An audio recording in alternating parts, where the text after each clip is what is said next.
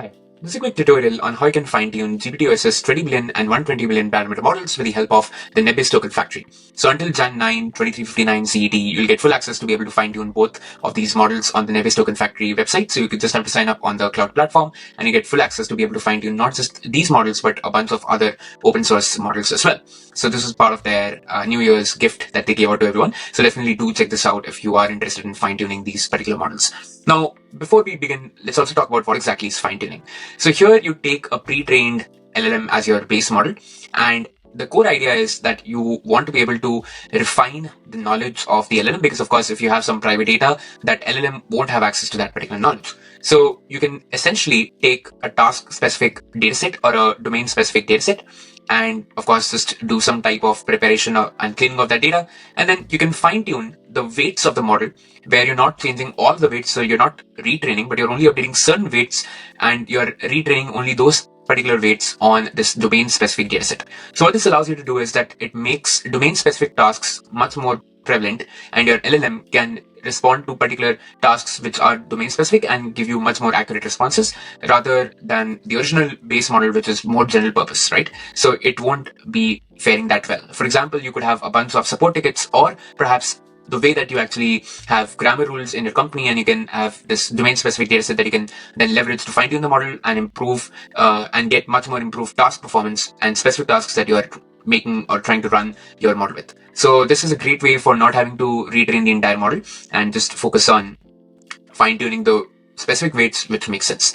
And the overall process for us today will be that we'll be installing all of the different packages. We will prepare our dataset and we will upload our dataset to Nebius Token Factory. Then we'll basically create a job for our fine tuning, and we will monitor our training job and check the status of our fine tuning. And then finally, we can go ahead and download the checkpoints and get our adapter files. So here it will be the LoRA adapter. Now, for now, the GPT-OSS models with respect to the LoRA adapter, you cannot deploy them on Nebius Token Factory. You can do that for some of the other models which are there, but you could also have your own local setup where you download the base model and use the LoRA adapter and then start to use the fine-tune model to validate the responses. But for the rest of the setup would be, you can just go ahead and deploy your model and create the LoRA model and validate, and then it will be ready for inference. In this case, we'll be stopping here till the number 5 and number 6, where we just get all of our adapter files that you could, and the tokenizer that you could use also locally once you have the fine-tune model.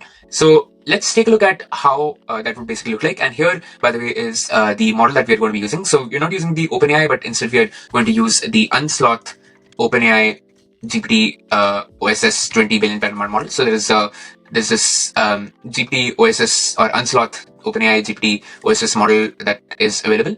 So that's what we are going to be using, which is provided by Unsloth. And here is our notebook. So we're learning how you can fine-tune the open source model. So here, in this case, what we're doing is we are installing all of our dependencies.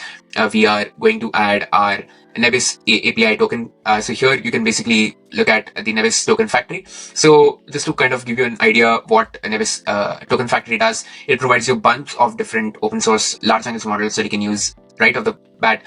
You can very easily just create an API key, and with the help of the API key, you just use the OpenAI provided API endpoint. So for example, if you want to use the original OpenAI GPT-OSS model, you just have to provide the client of OpenAI, change the base URL to use the token factory and provide your API key, and voila, you just can right off the bat just start using these particular models. You don't need to set up your models on your own. You have Curl, JavaScript, and Python. So you get a bunch of different models with different types of functionalities. For example, embedding based models, vision models, or even text to image or text to text. So all of the most popular open source models are available to you. But outside of that, you can also actually go ahead and run post-training jobs, which are like fine-tuning jobs, reinforcement-based jobs that you'll be seeing. And some of the examples that you already see are some of the completed runs where I went ahead and fine-tuned this unsloth GPT-OSS 20 billion parameter model. And here you can see the status. We'll be coming back to this, but let's go back to our Google Colab notebook. So initially, we're storing all of our API keys. We are now going ahead and preparing our dataset. So in this case, we are loading our dataset from Hugging Face, and we are storing it inside of this particular data path in the JSON lines format. And this is going to be our dataset that we'll be using for fine-tuning our data. So now what we're doing is that we are going ahead and uploading our dataset to Token Factory. So this creates an file ID And now we are ready to go ahead and start to fine tune our model. So in this case, of course, the example that you're seeing is that of the Llama 3.1 8-bin parameter model, but you can very easily change this and update it with what we saw, which was the unsloth GPT-OSS 20 billion parameter model, which is our base model that we are basically using. So that's the model that we'll basically use. So we can change that here and start to just run. So here we are just basically providing it a suffix and then what is going to be our training file ID. So this is the fine tune. So basically this is what we'll be using for actually doing the fine tuning. And we also provide some hyperparameters. For example, what should be the batch size, how should be the total number of epochs, whether you want to use the LoRA adapter. In this case, we'll put that as a true, and what is going to be our batch size. And once we start this particular job, it goes ahead and starts the job, and you can continuously monitor the status as well. So you can see like you can currently looking at 3 different values. One is queued, running, and validating, and we will get the final status. So once the final status has been completed, you can take a look at the current job events. So we have a particular function to look at the list of events, and you can see that we have finally completed our fine tuning. And this is the best way to confirm that yes, your fine tuning has completed successfully.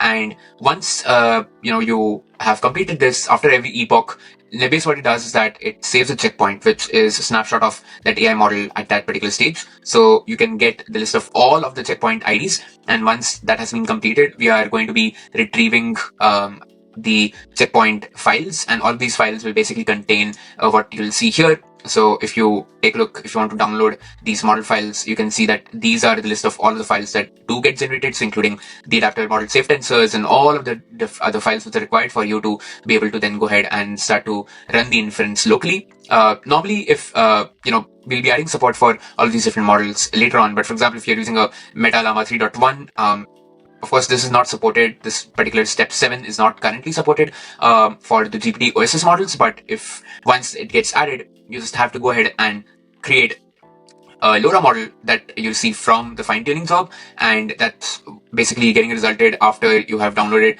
these files, the model files that you get.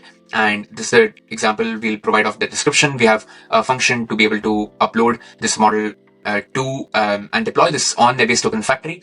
And once you basically go ahead and deploy this particular model, you can see here, you can also run and just quickly validate the response. So we are just running a test completion response, and we are also getting a response here. But that model will also then go ahead and appear inside of your private models, which are available. So of course, like the public models are available to everyone, but once that model with the LoRA has been deployed, it will be accessible to you in these private endpoints, creating a private endpoint for that fine-tuned model that you have just deployed onto the Nebius Token Factory.